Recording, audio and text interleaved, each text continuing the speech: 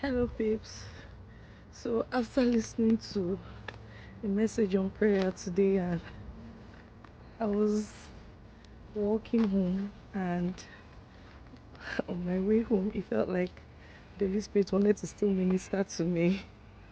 And then He asked me to look up, and then I was looking at the birds that were flying, and then I kept observing the birds, and I realized that the birds that were in the air, as long as they kept flapping their wings, they were not flying low, they were flying high, like they were maintaining a stable, ascendancy. But the moment they stopped flapping their wings, it just felt like they were going down. And the moment they want to ascend again, they flap their wings. And I've just been looking at the birds, like do that over and over and over again. And it occurred to me that even for the bird to take off, the birds needed to,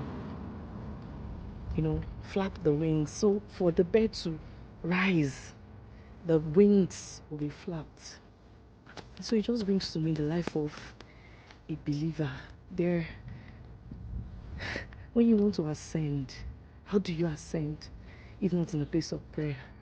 But much more than ascending, what sustains you and ensures that you sustain that level is prayer, consistency in it.